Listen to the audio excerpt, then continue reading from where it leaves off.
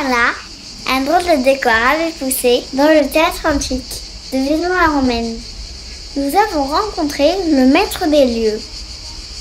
Alors, dites-nous, Aldebert, comment faites-vous pour plaire autant aux enfants qu'aux parents? J'ai pas vraiment de secret, j'ai pas vraiment de recette ni de méthode.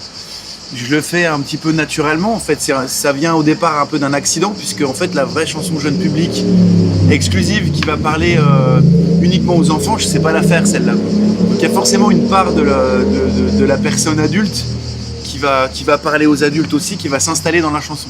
Et du coup, je propose cette espèce de deuxième lecture, mais ça se fait vraiment naturellement. Je me dis jamais, bon voilà, il faut que je fasse une chanson sur la nature ou sur les carottes râpées ou sur n'importe quoi. Il faut que je parle aux enfants et aux parents. Ça vient un petit peu comme ça, quoi.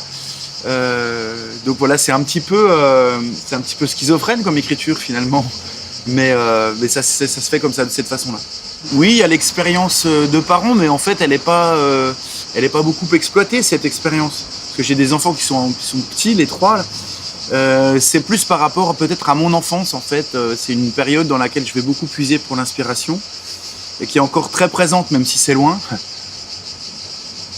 Ça me sert toujours de mine d'or, de puits sans fond au niveau de l'inspiration et puis beaucoup en observant les enfants aussi, quoi. J'ai une espèce de cordon ombilical comme ça, imaginaire, qui est relié à cette période-là et malgré l'âge et tout, je me sens toujours en connexion en fait avec eux. La vie, c'est quoi? Petite, tu vois, la vie, c'est un peu de tout ça, mais surtout c'est toi, c'est toi. L'univers d'enfantillage est très riche, avec ses personnages récurrents comme le chat Pépette ou Super Mamie. Comment vous avez eu l'idée de faire des livres? Alors des livres, c'était une envie en fait. Après je pouvais pas le faire tout seul, il fallait que j'attende la proposition d'une maison d'édition. Là en l'occurrence c'était Hachette qui m'a proposé de faire au départ un essai et puis après une collection en fait en installant un petit peu les personnages de mes chansons dans des histoires avec des vraies aventures et tout ça, quoi. Tu vois? Et c'est comme ça que ça s'est passé. Et c'est aussi une autre façon de travailler. C'est assez éloigné, même si ce sont les mêmes personnages et le même univers, c'est assez éloigné de l'écriture de la chanson parce que c'est autre chose, quoi. Il faut raconter une histoire, il n'y a pas de musique. Il faut aussi s'appuyer sur les illustrations plus que sur les ambiances musicales, donc c'est un autre format en fait. Gérald Guerlet, lui, il est à Paris, moi je suis à Besançon, dans l'Est, à côté de la Suisse, et j'envoie déjà un premier jet d'histoire. Ensuite, les éditeurs font des petites corrections, raccourcissent, coupent des choses, et puis lui commence à travailler avec des esquisses et des dessins, mais moi je lui laisse complètement la liberté d'illustrer sa vision de l'histoire en fait. De temps en temps, il y a des propositions, je dis tiens voilà, je verrais bien le personnage en train de faire ci, en train de faire ça, mais c'est tout. Voilà, c'est vraiment lui qui, un petit peu comme ça se fait sur les albums en fait. Vous faites des livres enfantillage, des chansons et pourquoi pas un film d'animation? Alors un film d'animation, ouais, pourquoi pas. Là, on m'a proposé la chanson d'un film, musique de film, pour un conte animalier en fait, l'histoire d'un petit renne qui s'appelle Ailo et qui va traverser la Laponie en fait, qui va naître en Laponie et qui va devenir adulte. Donc on le suit sur tout cet apprentissage de la vie en fait. Et donc j'ai commencé à écrire une chanson là-dessus. Et voilà, peut-être que je vais faire la voix off aussi, tu sais, la voix du film. Je sais pas, donc voilà, c'est des propositions que j'ai de temps en temps. Dans ce métier, il y a plein de choses sur lesquelles on travaille qui se font pas, tu sais. Toutes les chansons que je compose, elles vont pas forcément sortir en disque. Des fois, ça marche pas, on les prend pas, on en fait beaucoup, on en prend que certaines parties. C'est comme ça. Mais c'est toujours excitant et sympa à faire, quoi.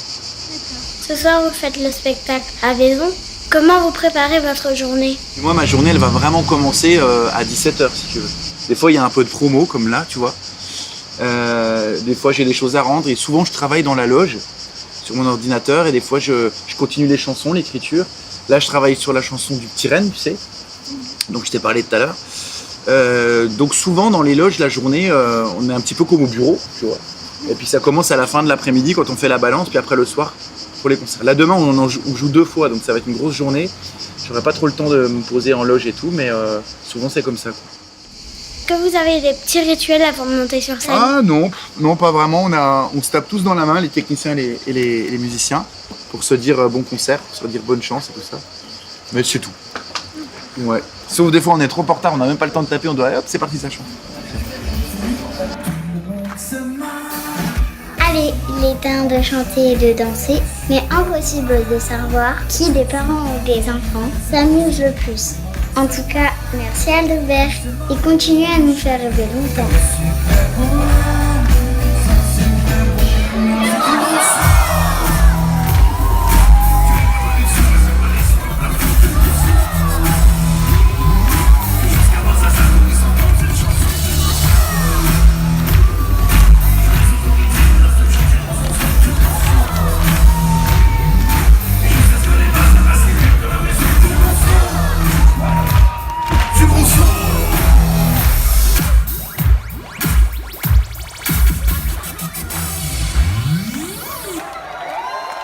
La maîtresse à mal pas, on veut pas y aller, on préfère rester couché. La maîtresse on veut pas y aller, on préfère rester couché. Pour les mains, on t'attend. La maîtresse à mal pas, on veut pas y aller, on préfère rester couché. Les clés, on veut la maîtresse au village. Vous ferez une bonne journée, tu vois. La vie est connue, c'est pas trop froid. Joie, liberté.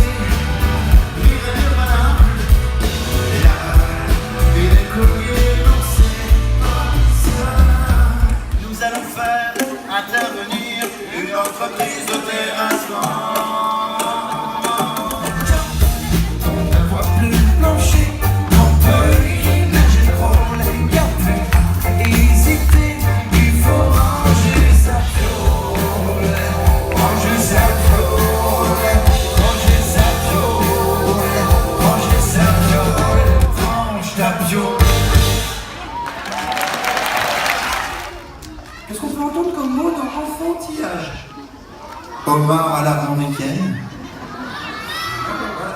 J'ai faim. On entend? Merci les enfants, parce que Hubert a quand même des questions vachement dures ce soir. Bien sûr, t'as pas l'impression que ce qu'on est en train de faire, c'est pas vraiment une chanson pour les enfants? Ça va, c'est bien. Ça passe que là. Alors montre-nous ce que c'est que la chanson pour enfants, Charles. Je vais vous montrer. J'ai un petit qui danse, j'ai un petit qui danse, j'ai un petit qui danse, j'ai un petit qui danse, de ses pieds, de ses bras, ainsi de ses jambes. Ça, c'est la chanson.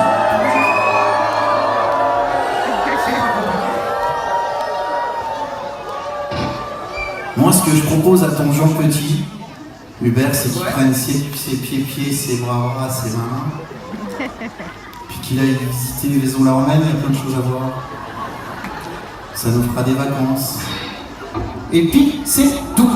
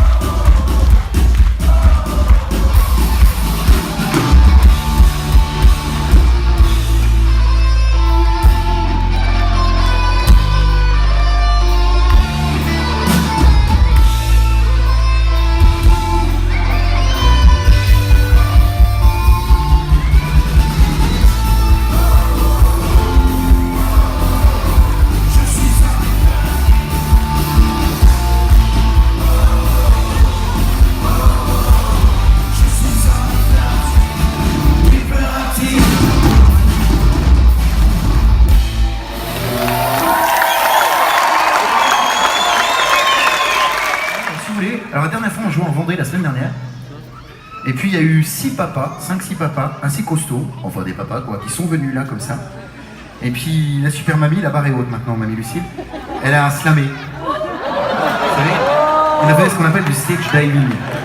Ça se fait beaucoup en Vendée. Mais c'est au choix. Hein, c'est pas imposé. C'est au choix. Ben non. Ce serait bien, quoi. Juste qu'il y ait des papas qui s'en vont. Bah, qu'il y ait des papas, quoi. Parce que c'est papa. Ah oui.